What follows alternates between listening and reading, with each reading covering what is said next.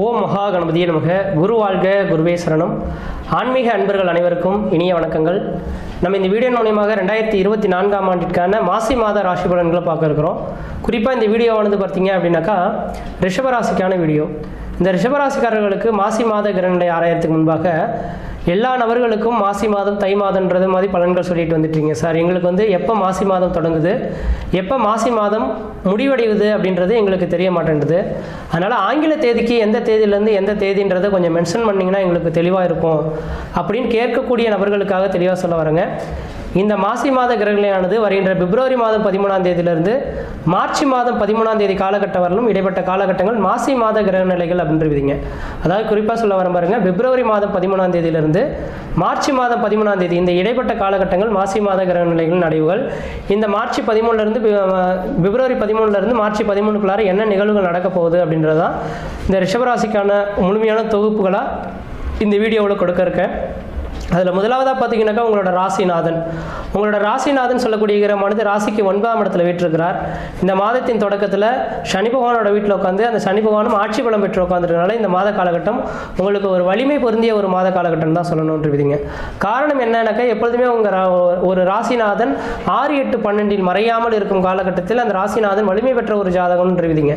அப்போ உங்களோட ராசிநாதன் சொல்லக்கூடிய சுக்கிர பகவான் ராசிக்கு 9ஆம் இடத்தில் மலாவிய யோகத்தில் உட்காந்துருக்கக்கூடிய இந்த மாத காலகட்டத்தில் நீங்கள் எது செய்தாலும் தொட்டதெல்லாம் தொடங்கக்கூடிய காலகட்டமாகவும் நினைச்சதெல்லாம் சாதனை பண்ணக்கூடிய ஒரு மாதமாகவும் இந்த மாதம் இருந்துட்டு கொண்டிருக்கீங்க. ஏன் என்ன காரணம் அப்படின்னு பார்த்தீங்கன்னாக்கா அவங்களோட ராசிநாதன் வருகின்ற மாசி மாதம் 24ஆம் தேதி வரலுமே அங்கே தான் இருக்கிறார். அதாவது குறிப்பாக சொல்லப்போனால் மார்ச் மாதம் 7ஆம் தேதி வரலுங்க. அதாவது பிப்ரவரி மாதம் 13ஆம் தேதியிலிருந்து மார்ச் மாதம் 7ஆம் தேதி காலகட்டம் வரலுமே உங்கள் ராசிக்கு 9ஆம் இடத்துல இருக்கிறார். அதுக்கு பிறகு பார்த்தீங்கன்னா கும்பராசிக்கு பயிற்சி ஆகிறார். அப்போ கும்பராசிக்கு பயிற்சி ஆனாலும் 10ஆம் இடம் தான் வருது. எங்கே சுற்றி இருந்தாலும் இந்த மாத காலகட்டம் வரலுமே உங்கள் ராசிநாதன் மிகப்பெரிய ஒரு வலிமை பெற்றக்கூடிய ஒரு கிரகமாக இருக்கிறதுனால மலாவிய யோகங்கள் செயல்படுறதுனால அலியா சொத்துகள், வீடுமனை வாசல் வாங்குவது, வீடுமனை கட்டுவது, குடிபெயர்றது, குலதெய்வத்துக்கு செய்ய வேண்டிய சடங்கு செய்யறதுக்கு இந்த மாத காலகட்டம் ஒரு உன்னதமான ஒரு காலகட்டமாக இருந்துட்டு இருக்கிறத பார்க்க முடியுதுங்க. அதே வேளையில் பார்த்தீங்கன்னாக்கா இந்த மாதத்தின் தொடக்கத்தில் உங்களோட ராசிக்கு 10ஆம் இடத்துல பார்த்தீங்கன்னா சனி பகவான் ஆட்சி பலம் பெற்று உட்காந்துருக்கார். 9, 10ஆம் அதிபதிகள் ஒரு இடத்துல சேர்ந்தாலோ பார்த்தாலோ பரிவர்த்தனையானாலோ அது தர்ம கர்ம ராஜயோகம்ன்ற விதிங்க. அப்போ லக்னாதிபதி 9ஆம் இடத்திலையும் 10ஆம் அதிபதி 10ஆம் இடத்திலையும் ஆட்சி பலம் பெறக்கூடிய காலகட்டத்தில் தொழில் மூலியமா லாபங்களும் தொழில் அபிவிருத்திகளும் தொழில் வளர்ச்சிகளும் பெறக்கூடிய மாதமாக இந்த மாதம் இருந்துட்டு இருக்கு. அது மட்டும் போதாது, உங்களோட ராசிக்கு 7ஆம் அதிபதி உச்சபலம் பெற்றாருங்க. அதுவும் உங்கள் ராசிநாதனோடு சேர்ந்து உச்சபலம் பெற்று உட்காந்துருக்கார். அப்போ 7ஆம் அதிபதினு சொல்லக்கூடிய செவ்வாய் பகவான் உச்சபலம் பெறதுனாலேயே உங்களுக்கு 100க்கு ஒரு 80% மிகப்பெரிய ஒரு வலு பெறக்கூடிய காலகட்டம் இருக்குதுங்க. அப்போ இந்த ரிஷபராசிக்காரர்களுக்கு கணவனாக இருந்தால் மனைவியாலையும் மனைவியாக இருந்தால் கணவனாலையும் இந்த மாத காலகட்டங்கள் அதிர்ஷ்ட காத்துகள் அடிக்கக்கூடிய காலகட்டம்னு சொல்லலாம். ஏன்னா உங்களுக்கு ராசிக்கு 7ஆம் அதிபதி உச்சமலக்கூடிய இந்த ஒரு மாத காலகட்டத்தில் உங்களோட தொழில் வளர்ச்சிகள் அமோகமாக இருக்கும். தொழில் மேன்மைகள் பெறக்கூடிய காலகட்டம் உருவாகும். குடும்ப உறவுகளில் ஒரு இணக்கமான சூழல்கள் ஏற்படக்கூடிய காலகட்டம் உருவாகும். மன நிம்மதி மன சந்தோஷத்துக்கான ஒரு காலகட்டங்கள் இருக்குதுங்க. அப்போ 7ஆம் அதிபதி உச்சமலை பெறதுனால வெகு நாட்டில் எனக்கு திருமணமே ஆகலையே, திருமணம் நடக்குமா அப்படின்னு காத்திருக்கக்கூடிய நபர்களுக்கு இந்த மாத காலகட்டம் திருமணத்துக்கான ஒரு உகந்த காலகட்டம் இந்த மாத காலகட்டம் இருக்குதுங்க. உங்களை விட பார்த்தீங்கன்னாக்கா வசதியிலையும் அந்தஸ்து கௌரவத்தையும் புகழ்லையும் அதிகமாக இருக்கக்கூடிய உங்களோட ஒரு துணைவியார் அமையறதுக்கான வாய்ப்புகள் வலுவாக இருந்துட்டு இருக்கிறத பார்க்க முடியுது. அதே போல் பார்த்தீங்கன்னாக்கா இந்த மாத காலங்களில் ராசிக்கு 12ஆம் அதிபதி தனக்கு 9ஆம் இடத்தில் உச்சபலம் பெறதுனால 12ஆம் இடம் அந்நிய தேசம் அந்நிய பயணம் அயல்நாட்டை குறிக்கக்கூடியவங்க. அப்போ ஒருவேளை இந்த நேர காலகட்டத்தில் நீங்கள் ஏதாவது ஊரை விட்டு வெளியூர் வெளிமாநிலம் வெளிநாடு தொடர்பு பெறணும்னு ஆசைப்பட்டீங்கன்னாக்கா கண்டிப்பாக இந்த மாத காலங்களில் வெளிநாட்டுக்கான முயற்சிகள் எடுத்தால் அது உங்களுக்கு ஒரு மிகப்பெரிய ஒரு வளர்ச்சிக்கான ஒரு காலகட்டங்களாக இருந்துட்டு கொண்டிருக்குதுங்க. அடுத்ததாக பார்த்தீங்கன்னாக்கா 5ஆம் அதிபதி 5ஆம் இடம் தான் பூர்வ புண்ணியாதிபதி புத்திரஸ்தானாதிபதினு சொல்லக்கூடியகிறாங்க. 5ஆம் அதிபதியும் தனக்கு 9ஆம் இடத்துல அப்போ ராசிநாதன் 2ஆம் அதிபதி 5ஆம் அதிபதியும் ஒரு இடத்துல சேர்ந்திருந்து இருக்கக்கூடிய காலகட்டத்தில் பார்த்தீங்கன்னாக்கா உங்களோட குலதெய்வ அருளானது உங்களோட வீட்டின் வாயில் கதவை தட்டக்கூடிய ஒரு மாதமாக இந்த மாதம் இருந்துட்டு இருக்கும். உங்களோட குலதெய்வத்துக்கு வாய்ப்பு கிடைச்சா ஒரு தடவை போயிட்டு வாங்க. குலதெய்வ கோயிலுக்கு போயிட்டு தேங்காய்பழம் வச்சு ஒரு அர்ச்சனை பண்ணி சாமி கும்பிட்டு வந்தீங்கன்னாக்கா முன்ஜென்ம பாவங்கள் நீங்கி இதுக்கு பிறகு வரக்கூடிய காலகட்டங்கள் ஒரு மிகப்பெரிய மன நிம்மதியை தரக்கூடிய காலகட்டம் உருவாகும். அதே போல் 5ஆம் அதிபதி தனக்கு 9ஆம் இடத்துல செல்றதுனால அலியா சொத்துக்கள் வாங்குவதற்கும் பூர்வீக நிலங்களில் இருக்கக்கூடிய பிரச்சனைகளுக்கு ஒரு தீர்வு ஏற்படக்கூடிய காலகட்டமாக இந்த மாதம் வந்துட்டு கொண்டிருக்கீங்க. அது அடுத்ததாக பார்த்தீங்கன்னாக்கா உங்கள் ராசிக்கு 11ஆம் இடத்துல ராகு பகவான் வீட்டிருக்கிறார். இது ஒரு விசேஷமான ஒன்றுன்னு சொல்லலாம். ஆமேடம் எருதுகண்ணி நண்டு சுறா 5 இடத்தில் கருணாகும் ஜாதகர் பொன்மத்தியில் தெயில்வார் அப்படின்றீங்க. இந்த 5 இடங்களில் ராகுன்னு கேதுன்னு சொல்லக்கூடிய சர்பகிரகங்கள் இருந்து அந்த கிரகத்துக்கு 2 பக்கமும் கிரகம் இருக்கும் பட்சத்தில் அந்த கிரகமானது வலிமை பெற்ற கிரகமாக இருக்குன்றீங்க. அப்போ பஞ்சமத்தில் துயிலக்கூடிய அளவுகளுக்கு ராகு பகவானுக்கு 2 பக்கம் சனி பகவான் குரு பகவான் இருக்கிறதுனால பஞ்சமத்தில் துயிலக்கூடிய அளவுகளுக்கு உங்களுக்கு மன நிம்மதி மன சந்தோஷங்கள் ஏற்படும். எடுத்த காரியத்தில் வெற்றி ஏற்படக்கூடிய காலகட்டம் உருவாகுன்றீங்க விதிங்க. அப்போ இந்த நேர காலகட்டத்தில் உங்களோட ராசிக்கு 11ஆம் இடத்துல ராகு பகவான் இருக்கனால திடீர் அதிர்ஷ்டங்கள் திடீர் பணவரவுகள் ஏற்படுறதுக்கான வாய்ப்புகள் உண்டு.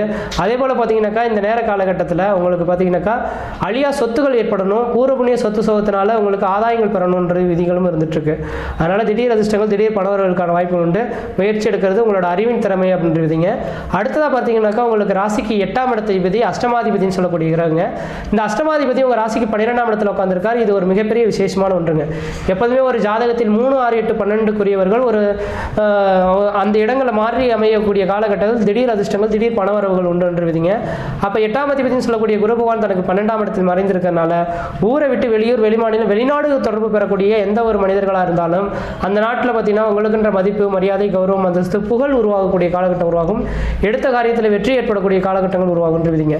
அந்த குரு பகவான் பார்க்கக்கூடிய இடங்கள் எல்லாமே வெற்றியை தரக்கூடிய அமைப்புகளாக இருக்கும். ஏன்னா இந்த லக்னத்துக்கு முதல் தரமான பாதகாதிபதியே அந்த குரு பகவான். அவன் இன்னொரு இடத்துல மறைந்து போயிட்டா கண்ணுக்கு தெரியாத அளவுகளுக்கு மிகப்பெரிய வளர்ச்சிகளை கொடுத்துருவார் என்று விதிங்க.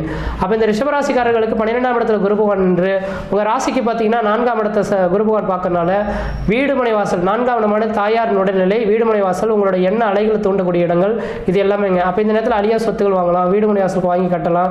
தாயார் உடல்நிலை பிரச்சனை இருக்குனாக்கா அது இந்த நேரத்தில் தீர்வுக்கு வரக்கூடிய காலகட்டங்கள் உருவாகும். 6ஆம் இடத்தை குரு பகவான் பார்க்கறனால இந்த நேர காலகட்டத்தில் அழியா சொத்துக்கள் ஏற்படுறது, எதிரிகளை வெல்லக்கூடிய காலகட்டங்கள் உருவாகுது, சொந்த பந்தத்தினால மன நிம்மதி மன சந்தோஷங்கள் பெறக்கூடிய காலகட்டம் உருவாகுது. அதே வேளையில் பார்த்தீங்கன்னாக்கா 6ஆம் இடமானது உத்தியோகஸ்தானம்னு சொல்லக்கூடிய இடங்க. அரசு உத்தியோகத்துக்காக எதிர்பார்த்து காத்துட்ருக்கீங்கன்னாக்கா இந்த மாத காலகட்டம் அரசு உத்தியோகமானது இந்த மாதம் மட்டும் சொல்ல வேண்டிய அவசியம் கிடையாது. 2023 ஏப்ரல் மாதம் 30ஆம் தேதிக்குள்ளார உங்களுக்கு அரசு உத்தியோகத்துக்காக முயற்சி எடுக்கிறீங்கன்னா கண்டிப்பாக அரசு உத்தியோகம் உருவாகும். 6ஆம் இடம் சொந்த தொழிலை குறிக்கக்கூடிய இடம்னால கண்டிப்பாக இந்த நேர காலகட்டத்தில் சொந்த தொழில் செய்யணும்னு ஆசைப்படக்கூடிய நபர்களுக்கு சொந்த தொழில் செய்தீங்கன்னா ஓரளவுக்கு வளர்ச்சிகள் பெறக்கூடிய மாதமாக இந்த மாதம் இருந்துட்டு இருக்குன்றீங்க. அடுத்ததாக பார்த்தீங்கன்னா 8ஆம் இடத்தை குரு பகவான் பார்க்குறாரு. 8ஆம் அதிபதி 8ஆம் இடத்திலே பார்க்க இருக்கிறனால இந்த மாத காலகட்டமானது உங்களுக்கு ஆயுள் சம்பந்தப்பட்ட பிரச்சனைகள் எதுவாக இருந்தாலும் அது நீங்கிறதுக்கான வாய்ப்புகள் உண்டு. திடீர் அதிர்ஷ்டங்கள் திடீர் பணவரவுகள் வாய்ப்புக்கான அமைப்புகள் உண்டு விதிங்க. அதனால் இந்த மாத காலங்களில் எனக்கு தெரிஞ்சளவு இந்த நாட்களில் இங்கே தமிழகத்திலலாம் இந்த லாட்டரின்றது தடைபட்டுள்ளது. வெளிநாடுகளில் சிங்கப்பூர் மலேசியா யூஎஸில் யூகேல இருக்கக்கூடிய நபர்களுக்கெல்லாம் பார்த்தீங்கன்னா அந்த நாட்டு அந்த லாட்டரின்றது எடுக்கக்கூடிய பழக்கங்களாக இருந்துட்டு இருக்கு. அப்படிப்பட்ட ஏதாவது ஒரு நபர்களுக்கு யாராவது வாய்ப்புகள் இருந்தால் இந்த நேர காலகட்டத்தில் லாட்டரி யோகம் இந்த ஒரு மாத காலகட்டத்தில் நடக்கிறதுக்கான வாய்ப்பு உண்டு. இந்த ரிஷபராசிக்காரர்களுக்கு லாட்டரி யோகம் இருக்குது அப்படின்றதுனால எல்லாருமே லாட்டரி எடுங்கன்னு நான் சொல்லவில்லை. கண்டிப்பாக இதுக்கும் உங்களோட சுய ஜாதகத்தும் பொருத்தம் இருந்தால் மட்டும்தான் ஒத்து வரும். அதனால் நீங்கள் உங்களோட சுய ஜாதகத்தை ஒரு தடவை இப்போ செக் பண்ணி பார்த்துக்கணுங்க. இப்போ 2 8ஆம் அதிபதிகள் இன்னைக்கு எப்படி தொடர்பு பெறாங்களோ அதே போல் உங்களோட சுய ஜாதகத்திலும் 2 8ஆம் அதிபதி தசைகளும் புத்திகளும் நடைபெற்றிருந்தாக்கா கண்டிப்பாக உங்களுக்கு அந்த லாட்டரி யோகம் கன்ஃபார்ம்டுன்னு சொல்லலாம். அதனால் உங்களோட சுய ஜாதகத்தை ஒரு தடவை செக் பண்ணி பார்த்து தான் செய்யணும். ஏனோ தானே எடுக்கிறன்ற மாதிரி செலவு கொஞ்சம் பணம் தானே எடுத்து ஏமாந்துடக்கூடாது. ஏன்னா கோடான கோடி நபர்கள் இந்த ரிஷபராசியில் இருக்கும். எல்லா விதிகளுக்கும் இது ஒத்து வருமா? இது கோச்சார ரீதியான கிரக நிலைன்றது ஒரு 35% தான். உங்களோட சுய ஜாதகம் தான் மீதமுள்ள 65%. அதனால் நான் சொல்லக்கூடிய கருத்துக்கள் எல்லாமே 100க்கு 100 உங்கள் ஜாதகத்தில் நடைபெறதுக்கான வாய்ப்புகள் இருக்குன்னு எடுத்துக்கொள்ளக்கூடாது. 35% நடக்கிறதுக்கான வாய்ப்புகள் உண்டு. உங்களோட சுய ஜாதகத்தை மட்டும் தெளிவாக செக் பண்ணி பார்த்தீங்கன்னாக்கா அதில் வலுவு இருந்ததுனாக்கா இது 100க்கு 100 செயல்படும். அதனால் உங்களோட சுய ஜாதகத்தை மட்டும் ஒரு தடவை செக் பண்ணி பார்த்துக்குங்க. இந்த மாத காலகட்டம் உங்களுக்கு ஓரளவுக்கு வளர்ச்சி நிறைந்த ஒரு காலகட்டமாக இருந்துட்டு கொண்டு விதிங்க. மற்ற விதத்தில் உங்களுக்கு எந்த விதத்தையும் தோஷங்கள் பாதிப்பு கிடையாது. சிறப்பாக இருப்பீங்க, ஆயுள் இருக்குமா இருப்பீங்க. நன்றி, வணக்கம்.